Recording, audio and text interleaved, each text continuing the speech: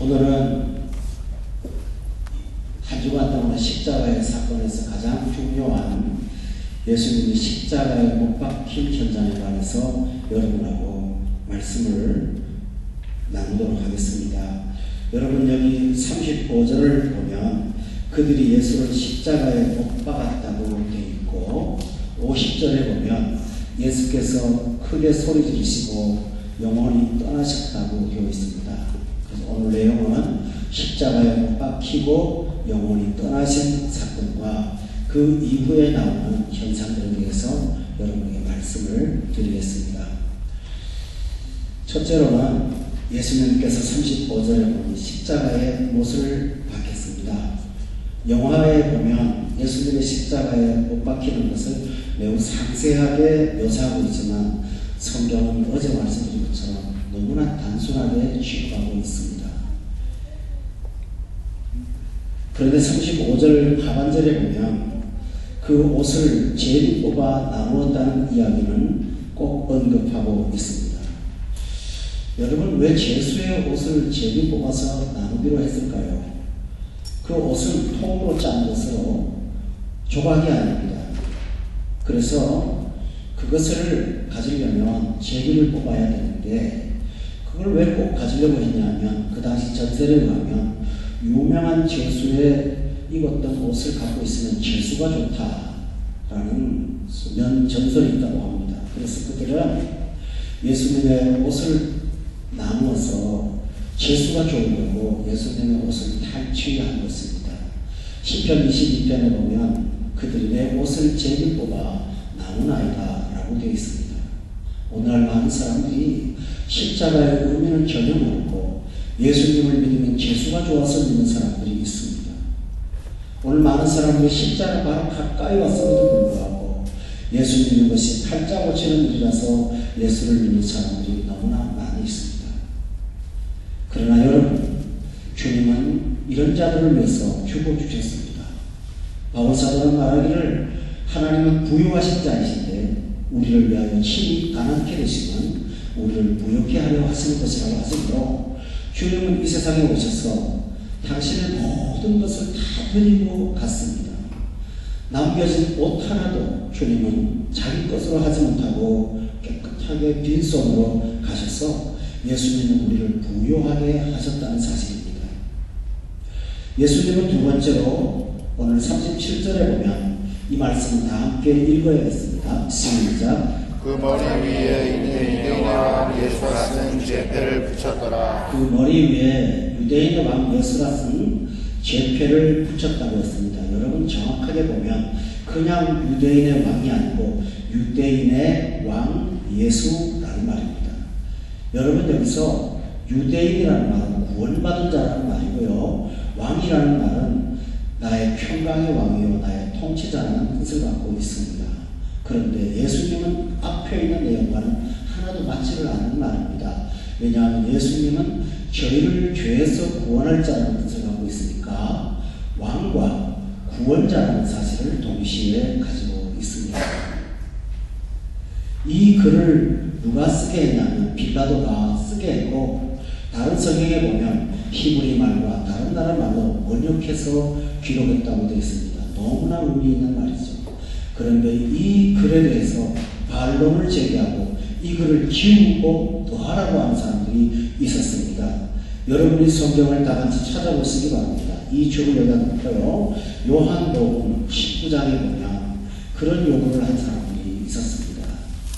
요한복음 19장에 보면요, 이렇게 말을 합니다.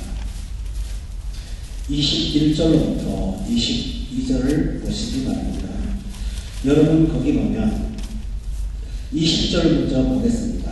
20절 한번 읽어볼까요? 시작. 예수께서 못 박히신 곳이 성에서 가까운 곳으로 많은 유대인이 이 패를 읽는데 히브리와 로마와 헬라말로 기록되었더라. 21절 시작. 유대인의 대제사장들이 빌라도에게 이르되 유대인의 왕이라 쓰지 말고 차라리 유대인의 왕이라 쓰라니 라고 했습니다.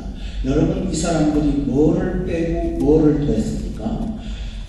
예수님이라는 말을 빼고 더한 것은 차츰이라는 말을 앞에 붙이라고 했습니다. 그 말은 뭘까요? 이 사람은 가짜입니다. 그 다음에 이 사람은 구원자가 아닙니다. 그 사실을 묘사하는 것입니다. 그런데 유대인 대제사장들의 요구는 오늘날 현대인의 정신세계를 대표하는 놀라운 사실입니다. 여러분, 기독교를 가짜로 알고 있지 않습니까? 예수를 가짜로 알고 있지 않습니까? 그것은 기독교가 지어낸 교리라고 생각하지 않습니까? 제자들이 만들어낸 교리라고 생각을 하고 사람들한테 전파하면서 사람들은 기독교를 가짜라고 생각합니다. 또 하나 중요한 사실은 예수 좋지요, 왕 좋지요. 그러나 그가 구원자라는 사실을 우리에게 말하지 마시오. 예수를 빼시오. 유대인의 왕 그것까지는 좋아요. 예수 빼시오. 구원자를 빼시오. 하고 오늘 많은 사람들은 한결같이 말하고 있습니다. 여러분, 제가 이렇게 성경을 유추한 까닭이 있습니다. 저는 어제 오후 4시에 뉴스를 잠깐 보면서 깨달은 바가 있습니다. 국회의원 입후보한 사람들을 몇 퍼센트 지지율이라는 게 나오더라고요. 그러면서 거기에 오차범위 5%, 그리고 그 밑에 분들끼를 거기에 있는 500명, 지역구에 있는 500명 사람들을 무작위로 뽑아서 전화로 물어봤는데 오차범위 5%다. 그 말은 제가 많은 깨달음을 갖고 왔습니다. 유권자는 많지만 그 500명을 조사만 하면 전체 사람들의 정신세계가 나타난다는 것이죠. 그래서 결국은 오차범위는 5%밖에 안 된다는 말입니다. 이 말은 유대인 대제사장이 자칭이라는 말을 쓰세요, 예수라는 말을 빼시오 하는 말은 오늘을 사는 모든 사람의 보편적인 사고방식이라는 뜻을 갖고 있습니다. 여러분은 어떠십니까? 그러므로 예수님은 십자가를 달려 돌아가실 때까지 그분은 거짓과 구원자라는 사실을 부정받아야겠다는 그 십자가 위에 올라가셨습니다. 그러나 우리는 예수님을 따르는데 주님은 나의 예수님이십니다. 유대인의 왕이십니다. 나의 왕, 나의 구세주입니다. 고백할 수 있는 믿음을 하나님이 선물로 주셔서 세상이 알지 못하는 진리를 깨닫게 하셨으니 우리 모두는 하나님 앞에 찬송과 영광을 돌리시기를 바랍니다. 여러분, 거기 보면 다시 본문으로 돌아가서 마태복음 38절을 다 함께 읽어보겠습니다. 시작. 27장 38절 시작. 이때 예수와 함께 강도들이 십자가에 못 박히니 하나는 우편에 하나는 좌편에 있더라. 여러분, 예수님께서는 태어남과 죽음이 너무나 비참했습니다. 예수님은 태어날 때 홀로 태어나지 않고 짐승의 사이에서 태어났습니다. 아무리 가난한 사람도 그렇게 태어나지는 않죠. 낮고 천한 모습으로 오셨지만 당신은 당신을 짐승의 하나로 헤아려 받을 수 있는 만큼 그 천박한 자리에 오셨습니다. 돌아가실 때는 홀로 돌아가시지 않고 의도적으로 예수님의 죽음의 의미를 축소하려고 흉악한 강도들 사이에서 돌아가시게 했습니다. 이사야 53장에 의하면 그는 많은 죄인 중에서 하나로 헤아림을 받게 하셨다고 되어 있습니다.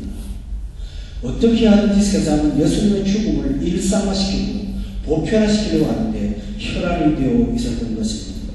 그러나 여러분, 이것은 우리한테는 놀라운 은혜입니다. 낮고 천한 모습에 오셔서 아무리 낮은 자도 예수님을 부담스럽지 않도록 주님은 낮고 천한 모습으로 오셔서 우리같이 연약한 자들을 구원해 주셨습니다. 그리고 돌아가실 때는 죄인 중에 하나로 헤아림을 받으므로 우리가 받아야 될 죄인 중에 하나의 가치를 계속하시고 우리를 대신하여 은혜를 주셨고 구원을 이루어 주셨습니다. 우리는 그 은혜를 받았으니 십자가 앞에 가까이 나갈 때마다 이 마음의 문이 열리셔서 마음의 뜨거움을 가지고 십자가의 구원을 다시 한번 깨닫고 감격하는 여러분 되시기를 주의 이름으로 축원합니다.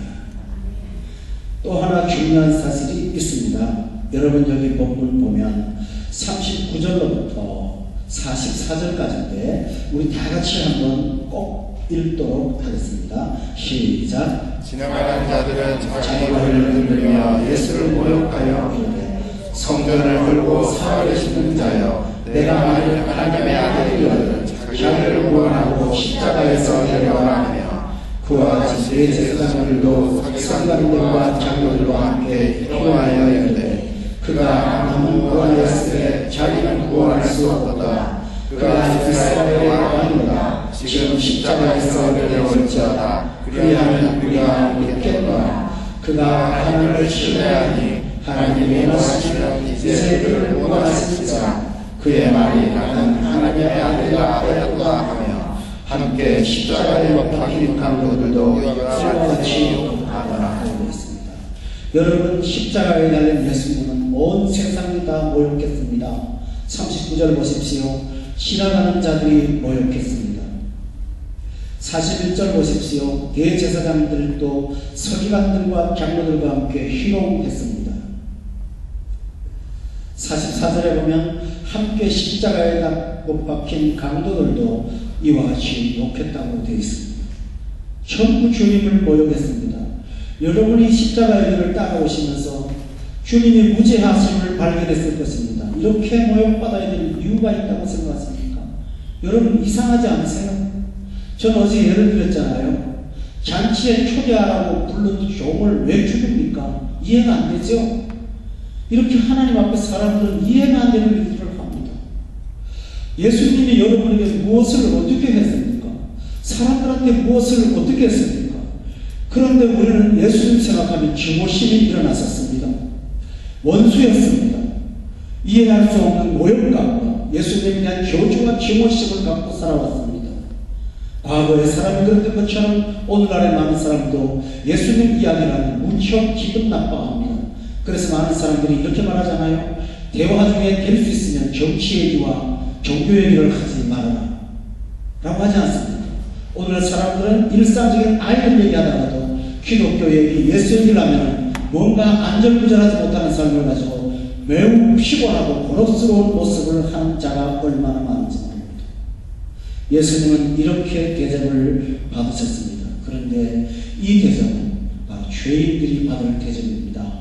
여러분이 한번 생각해 보세요. 우리 아이들이지만 죄송한 말이지만 꼭 자극되기 때문에 알기 때문에 여러분에게 한마디 하지 않을 수가 없습니다. 일전에 몇 년 여기서 출집을 했던 미안합니다. 집사님이 계셨습니다. 그분이 책에 당신의 고통이 너무 커서 견딜 수 없다고 책에 말을 하면서 이거 그만둬야겠다. 이거 그만두는 방법밖에 없다고 말하면서 그분이 이렇게 말했습니다.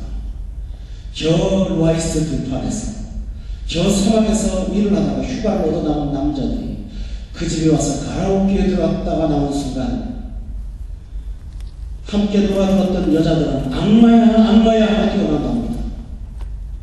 그런데 그가 그 모습을 보니까 정말 악마들이에요. 사람이 아니더래요. 와서 자기들의 한 짓을 묘사하면서 슬피 우는 여자들을 붙잡고 악마야 악마야 하는 소리를 듣다가 합니다. 그분들은 제게 말하기를 인간의 본성이 저렇게 악할 수가 있느냐 악마라고 말하고 갔습니다. 여러분, 어젯밤에도 오늘 새벽에도 진행되는 일들입니다. 그런데 그분이 하는 말이 교회 왔더니 그 속에서 악마 일을 했던 어떤 사람이 있더라는 거예요. 지금 여기는 없어요. 그래서 자기는 너무 괴로웠대요. 악마의 일을 조장하게 만든 자신, 그 일을 하고도 예배를 드리는 그 사람을 보면서 그는 마음이 너무 힘들었다고 했습니다. 여러분, 죄는 저 멀리 세계가 아니라 현실입니다. 어젯밤의 일입니다. 오늘 밤의 일입니다. 제가 너무 가슴 아픈 일이 하나 있습니다. 제따에서 여전도회에서 상당한 지위를 가졌던 어떤 집사가 여기에서 그런 못된 일들을 상사로 하고 있습니다. 제게 오지 않아요. 그러니까요. 죄는 현실입니다. 그런데 그들이 하는 짓을 아내가 알고 자식이 안다면 어떻게 하겠습니까? 모욕하지 않을까요? 사람 취급하지 않을까요? 겉으로는 정당했던 회사의 어떤 분이 그날 밤 악마가 되었다는 얘기를 듣는다면 어떻게 할까요? 그런데 우리는 그런 형태를 부리고도 모욕을 당하지 않습니다. 왜 그럴까요? 주께서 나의 모욕을 감당하셨고 오늘 집사님이 말씀하신 것처럼 주께서 죄의 다리움을 주셨기 때문에 모욕받고 저주받을 것을 주님께서 십자가에 대신 받으시는 것입니다. 여러분, 이렇게 말하는 저는 다르겠습니까? 저는 행위로는 알겠지만 마음으로는 얼마나 많은 범죄를 저질렀겠습니까? 만약에 제 마음에 뚜껑을 열고 여러분이 다 보신다면 저 목사를 믿겠습니까? 있습니까? 감히 감당해서 이렇게 말할 수 있을까요? 저는 십자가 앞에 가면은 참 얼굴을 못 듣겠습니다. 그런데도 주님께서는 그 모욕을 대신 당하셨습니다. 그리고 모욕하는 사람들은 한결같이 똑같은 이야기를 했습니다. 똑같은 말을 반복합니다. 네가 만약 하나님의 아들이라면 너를 구원해보라고 말합니다. 너를 구원해보라고 말합니다. 왜 남은 구원하면서 너는 구원하지 못하느냐고 말을 합니다.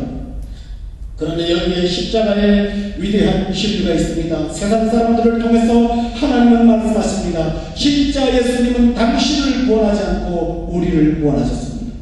구원하실 수 있는 분이 당신을 스스로 포기하시고 우리를 구원하신 것입니다.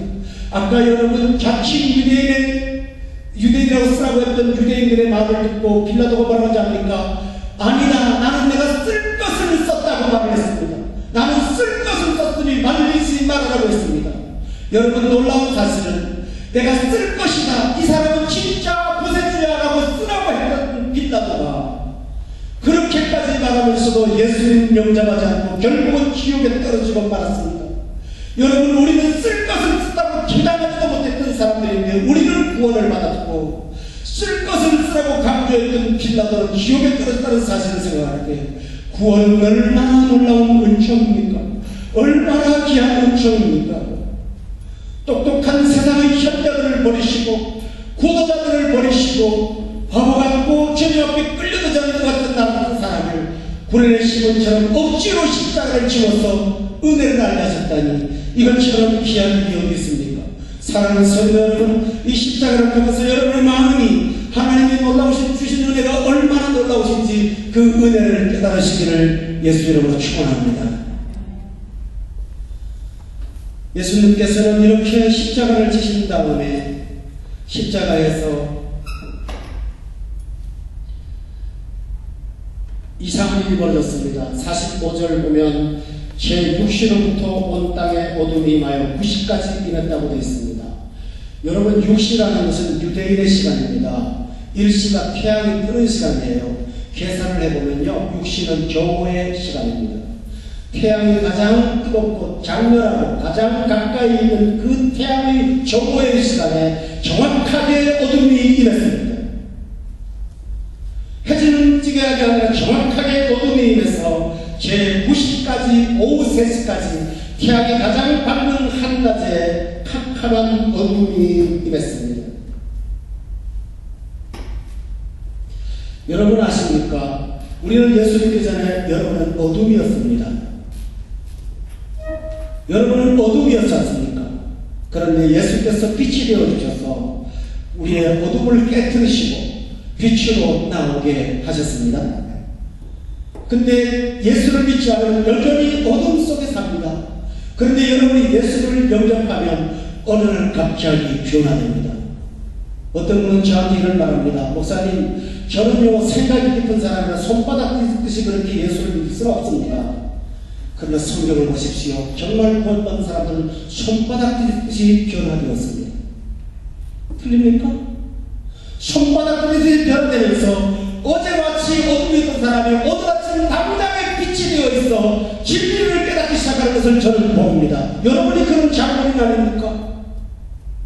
어제까지만 해도 전혀 몰랐던 내가 오늘 갑자기 태양을 본 것처럼 빛이 들어와서 이 성경의 진리와 내 자신을 보게 하는 하나님의 놀라운 은혜는 갑자기 일어나는 것이지 천천히 일어나는 게 아닙니다. 손바닥 뒤집듯이 일어난 것입니다.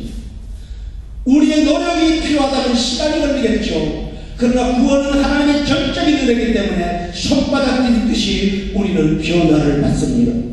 저는 이 집회 기간을 통해서 여러분 한 사람 한 사람에게 어느 날 하나님의 스파크가 일어나 손바닥 뒤집듯이 여러분의 심령이 변하는 것을 기대하고 있습니다. 사랑하는 교우 여러분 모두가 다 그렇게 되지 않았습니까? 빌라도처럼 깊이 심사숙고했던 사람도 구원받지 못했습니다. 빌라도가 예수님을 신문할 때 요한복음에 보면 빌라도가 이상한 질문을 하나를 했습니다. 진리가 뭐냐고 묻습니다. 예수님에게 진리가 뭐냐고 묻습니다.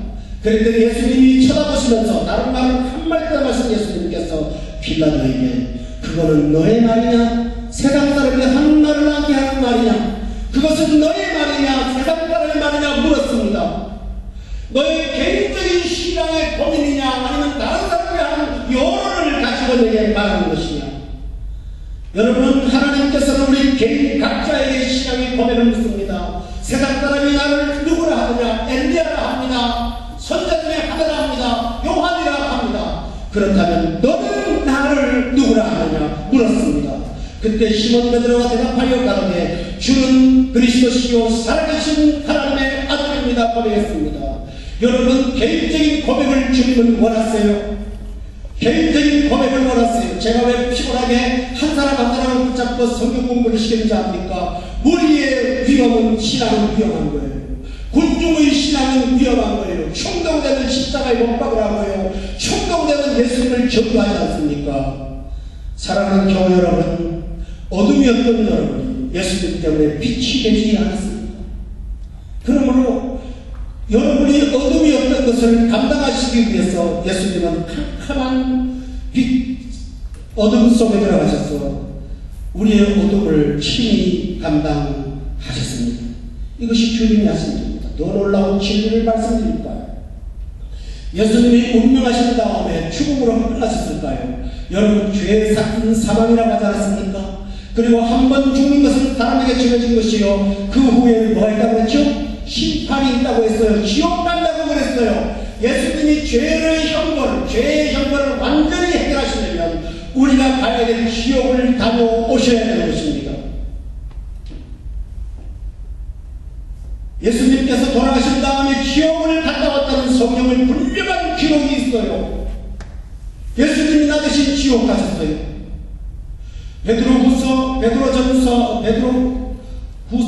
베드로전서인가요? 찾아보시기 바랍니다. 신약성경 베드로전서에 보면 이런 말씀이 있습니다.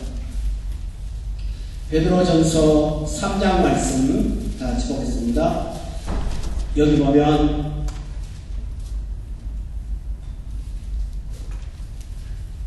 3장에 이런 말이 있어요. 3장 말씀 19절 말씀 다 같이 읽어보고 20절 말씀 한번 읽어볼까요? 시작. 그가 또한 영으로 가서 옥에 있는 영들에게 선포하시니라. 그들은 전에 노아의 날 방주를 준비할 동안 하나님이 오래 참고 기다리실 때에 복종하지 않았던 자들이라. 방주에서 물로 말미암아 구원을 얻은 자가 몇 분이니 겨우 8명이라. 예수님께서 지옥 가셨습니다. 19절에 보니까 그가 뭘로 갔다고요? 영으로 가셨어. 옥에 있는 영들에게 선포하셨는데 20절에 보니까 선포받은 영들이 누굽니까? 그들은 예수님 육신전 3000년 전 사람들, 노아의 날 방주를 준비할 동안 하나님이 오래 참고 기다릴 때 복종하지 않고 물에 빠져 죽은 많은 사람들, 이 사람들을 예수님이 만났다고 성경은 말합니다. 사랑하는 성도 여러분, 이 말이 사실이라는 저를 믿으시죠? 그러면 예수님은 지옥 가셨습니다. 그럼 누구를 만났습니까? 물홍수로 심판받은 그 사람들이 거기 있었다고 했습니다. 그들은 몇 년 동안 있었을까요? 예수님 가실 때만 해도 3000년 동안 있었습니다. 이 세상 사는 거 길어봐야 100살 삽니까? 길어봐야 90살 삽니까? 그러나 지옥 가면 3000년 삽니다. 영원히 삽니다. 운명이 해결 안 됩니다. 얼마나 무서운 문제입니까?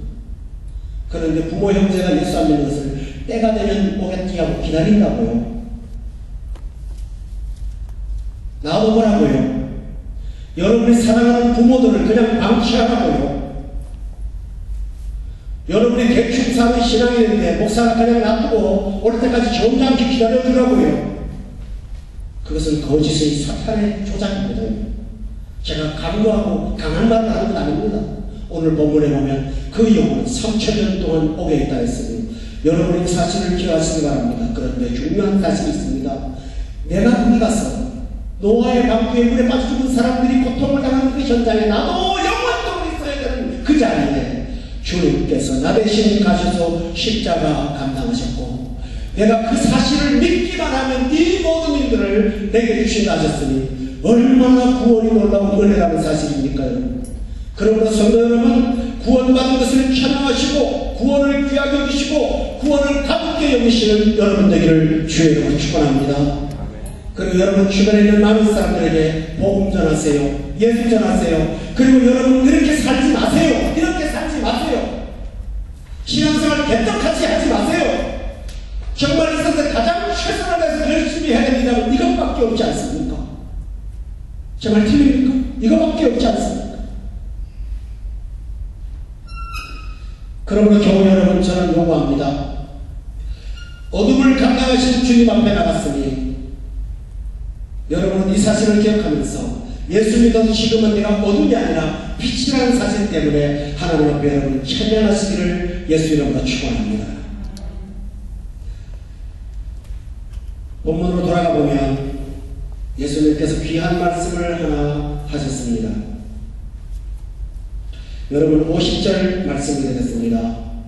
다 같이 한번 읽어볼까요? 시작. 예수께서 크게 소리 지르시고 영혼이 떠나십니다. 우리는 여기서 예수님께서 십자가를 져서 죽으시지 않았다는 사실을 발견합니다. 예수님은 크게 소리 질렀습니다. 여러분 힘이 남아 있습니다. 패배해서 죽으신 것이 아닙니다. 십자가는 패배의 상징이 아니라 십자가는 크게 선포하시고 돌아가신 승리의 상징입니다. 십자가는 원수를 박멸하고 죽음을 해결한 능력입니다. 그리고 그 영혼이 떠나가셨습니다. 이것이 주님의 죽음의 마지막 사건이었습니다. 사랑하는 교우 여러분, 예수님께서 이 마지막 때에 다른 성경에 보면 뭐라고 하신지 압니까? 다 이루었다. 여러분 예수님이 처음에 오셔서 이렇게 하는 것은 선지자의 글을 이루려고 한다고 하는 거 기억나시죠? 성경 보면 꼭 그런 말이 나오죠? 내가 이렇게 하는 것은 그를 이루려고 하는 거야, 그랬잖아요?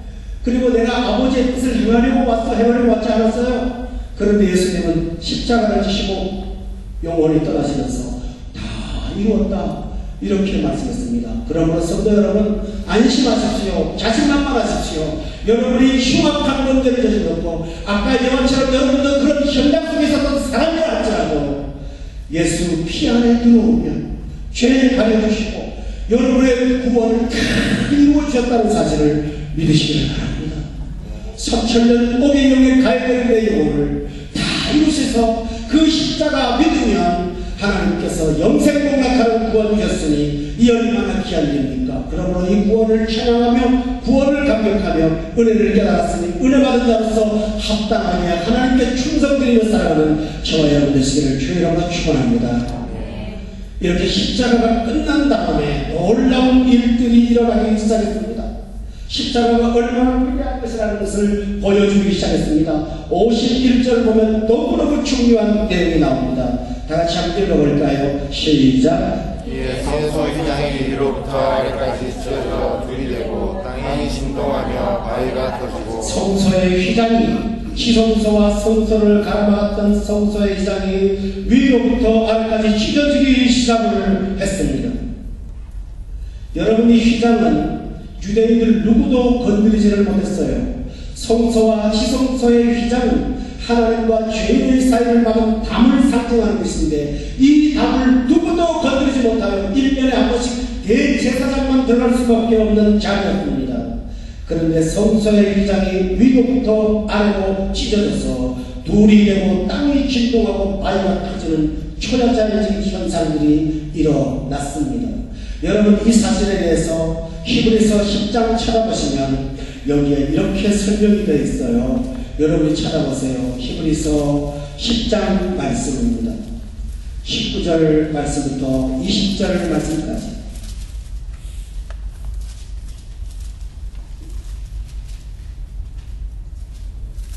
다 같이 읽어봅시다. 시작. 그러므로 형제들아 우리가 예수의 피를 입어 성소에 들어갈 담력을 얻었나니 그 길을 우리를 위하여 휘장 가운데로 열어놓으신 새로운 살길이요 휘장은 곧 그의 육체라.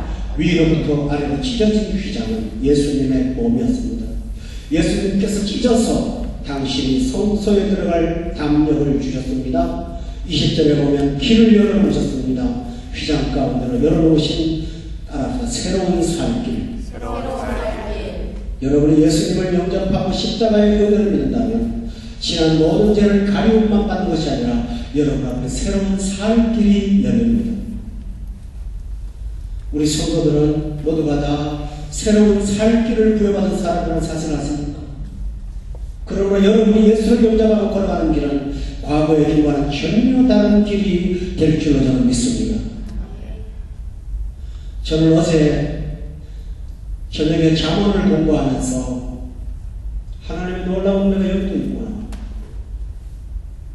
가난한 자에게 돈을 주고 가난한 자를 돕는 자는 여호와께 돈을 꾸어주는 자라는 성경이 나오더라고요. 그래서 내가 반드시 갚는다. 그 말을 제가 읽으면서 하나님의 빚쟁이구나. 예수 믿는 사람들은 누구든지 가난한 자를 돌보는 삶을 살 때 하나님은 내가 빚쟁이가 됐다. 내가 빚을 진 것이니까 네가 나한테 융자를 준 것이니 내가 반드시 쳐서 갚아주겠다고 하나님께서 그렇게 말씀하는 걸 봤어요. 난 성경에 이런 글이 다 있나? 나 깜짝 놀랐어요. 우리의 자선을, 우리의 구제를 하나님께서는 하나님이 빚을 진 것으로 생각하시고 내가 여러분에게 반드시 돌려주겠다고 말씀하시는데 이것이 무엇일까요? 하나님과의 관계하는 사람의 새로운 삶입니다. 새로운 삶이, 그 새로운 삶길을 하나님께서 열어주셨어요. 10장에 20절에 그렇게 말씀했던 하나님께서 성소의 휘장을 찢어주심으로 우리에게 구원의 길을 열어주셨습니다. 그 다음 두 번째로는 여러분 마태복음 돌아가 보세요. 52절부터 53절에 다같이 한번 읽어보기 바랍니다. 시작. 거듭이 열리며 작은 성도의 몸이 많이 일어나되 예수의 부활 후에 그들이 무덤에서 나와서 거룩한 성에 들어가 많은 사람에게 보이니라. 십자가 죽음 즉시 일어난 일이 하였습니다. 무덤이 열리고 작은 성도들의 뭐가 일어났어요? 영이라고 하지 않았어요. 그죠? 뭐라고 했어요? 몸이요. 여러분 사람이 죽으면 이틀 만에 썩어갑니다. 일주일을 받으면 혁체가 흐물흐물해지고요. 한 달만 지나면 얼굴 균형들이 사라져서 그 사람의 문제를 못 알아봅니다. 여기 작은 성도들이 그런 사람이었을 거 아닙니까? 뼈만 남았을 거 아닙니까? 그런데 그들의 신비한 몸이 일어나기 시작하면서 그들은 무덤에서 일어났습니다. 그뿐만 아니고 53절에 보면 거룩한 성에 들어가 많은 사람들에게 보이기 시작했다고 말을 했습니다. 사랑하는 교회 여러분, 죽음은 부활을 예고하고 있습니다. 예수님의 죽음은 죽은 자들의 부활, 영혼의 부활을 선물로 주셔서 여러분이 십자가를 믿으면 죽었던 자가 다 살아납니다. 십자가 믿으면 죽었던 자가 생명이 다 일어나요. 그래서 예수 믿으면 죽은 자 다 일어나는 것을 우리가 경험하게 됩니다. 세 번째로는 하나님께서 주시는 십자가 이후의 기적입니다. 54절 다같이 한번 읽어보세요. 시작. 백부장과 및 함께 예수를 지키던 자들이 지신과 그 일하는 일들을 보고 심히 두려워하였는데 이는 진실로 하나님의 아들이었도다 하더라. 여러분 기억하시죠? 여기 나오는 백부장과 함께 예수를 지키던 자들은 로마의 경정들입니다. 이들이 한 일이 뭐죠? 예수님을 가야바의 법정에서 넘겨받아서 채찍질하고 조롱하고 침뱉고 유대인의 왕이라고 장난쳤던 사람들입니다. 그리고 예수님을 십자가에 못 박고 죽으실 때까지 옆에서 기다리며 쳐다봤던 집행인들입니다. 말하자면 조선시대로 말하면 망나니들입니다. 그런데 그들이 54절 끝에 보면 두려워하면서 이분은 진실로 하나님의 아들이었다라고 말합니다. 자기를 셔츠로 때리고 매 맞을 때 그 표정을 보지 않았습니까? 침뱉을 때 그분의 얼굴을 보지 않았습니까? 모욕하고 조롱할 때 그분의 눈동자를 보지 않았을까요? 주의 천국이었다면 과연 하나님의 아들이라고 말할까요? 그들이 예수님을 십자가에 못 박고 그분이 죽어가는 과정들을 상세히 보지 않았습니까?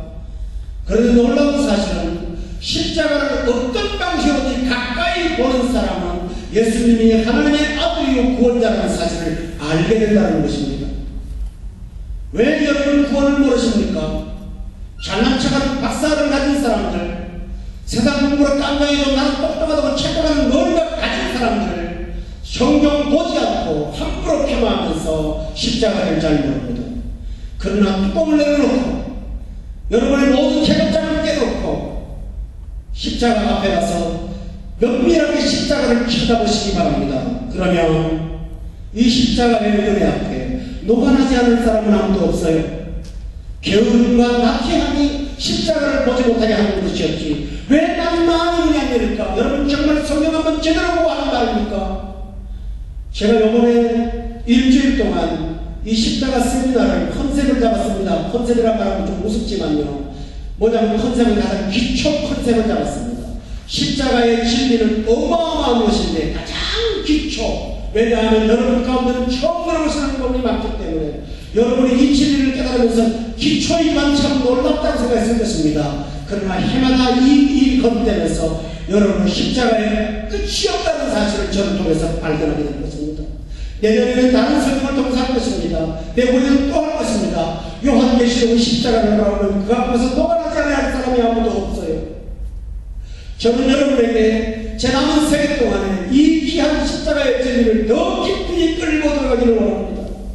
여러분은 지금 표면 앞에밖에 없어요. 물가에 가서 물을 구경하는 것밖에 없어요. 그냥 쳐다보는 것밖에 없어요. 그래도 여러분의 십자가의 사건은 여러분의 마음을 울렁거리게 하는 뭔가가 있을 것입니다. 이것처럼 여러분 많은 사람들이 예수님을 십자가에 못 박고 그분은 하나님의 아들이었다고 고백을 했던 것을 본다면 어떻게 주 예수 그리스도를 부정할 수 있을까요? 그러나 우리같이 미련하고 우리같이 게으르고 우리같이 면밀하게 살피지 않고 세상 것에 대해서는 얼마나 치밀하게 보면서 세상 정치에 대해서는 밤맞도록 핸드폰과 컴퓨터를 쳐다보면서 난장을 보내면서도 이 구원의 십자가, 이 고난주간에 한 번이라도 읽어보신 적이 있는지 나는 물어봅니다. 그런데 놀라운 사실은 이 게으른 우리에게 세상이 알지 못하는 비밀을 깨닫게 하시니 얼마나 감사한 것입니까? 얼마나 놀라운 사실입니다.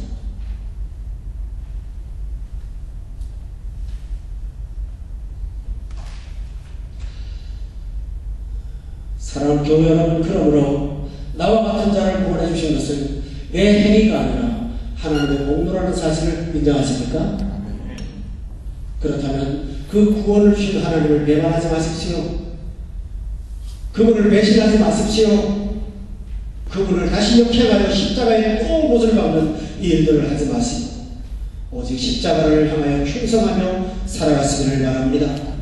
십자가에 충성했던 선례가 마지막 본문에 나와 있습니다. 55절에 보면 여러분 여기 보십시오. 다같이 한번 읽어볼까요? 시작. 예수를 섬기며 갈릴리에서부터 따라온 많은 여자가 거기 있어 멀리서 바라보고 있으니 여러분은 이렇게 하셔야 됩니다. 예수를 섬기며 따라가시기 바랍니다. 섬기며 따라온 사람들은 변합니다. 섬기며 따라가시기를 주여 축원합니다. 그런데 56절에 보면 누구입니까? 막달라 마리아, 야고보와 세베대의 요셉의 어머니 마리아, 세베대의 아들들의 어머니라고 되어 있습니다. 여러분, 막달라 마리아 누구죠? 어떤 성경에 보면 7 귀신이 어떤 여자라고 하고요. 어떤 성경에 보면 아주 형편없는 죄인이라고 고백을 합니다. 이렇게 부패하고 타락했던 사람이 예수를 섬기며 따라왔을 때 그녀는 부활의 첫 목격자가 되는 영광을 누렸습니다. 여러분, 예수님께서 부활의 첫 영광을 누구한테 주신 줄 아시죠? 누구한테요? 막달라 마리아에게 주셨다는 걸 기억합니까? 가장 천한 자에게 가장 영광스러운 자리를 주께서는 보여주셨습니다. 오늘 여러분이 스스로 천하다고 생각하지만 섬기고 따라간다면 누구도 경험하지 못하는 가장 영광스러운 하나님의 삶의 자리에 나아가게 될 것입니다. 또 하나 있습니다. 야고보와 요셉의 어머니 마리아는 예수님의 모친을 지칭하는 것입니다. 여러분, 전통적으로 육신적으로 예수님을 믿었거나 여러분 가운데 모태신앙으로 신앙생활을 하지만 아직 뜨겁게 주님을 잘 알지 못했다면 이분들도 섬기며 따라갈 때 진정 예수님이 내 집안의 예수님이 아니라 나의 예수님이라는 것을 고백하게 될 줄을 믿습니다. 마지막으로 중요한 사실은 세베대의 아들들의 어머니를 기억합니까? 여러분 기억하세요? 세베대의 아들들의 어머니는 어떤 사람인지요? 치맛바람을 일으킨 여성입니다. 청탁을 하는 전문가입니다. 촌지를 갖다 주는 사람이에요. 예수님이 찾아가서 하는 말이, 예수님, 당신이 나라를 완성하시게 되면 내 아들을 하나는 좌편에 하나는 우편에 앉아가지고 양팔로 쓰십시오. 좀 높은 자리에 앉게 해주십시오. 그랬더니 제자들이 하는 말이, 기분이 나빠서 누가 더 크냐고 소리를 지르면서 싸웠던 것을 경험합니까?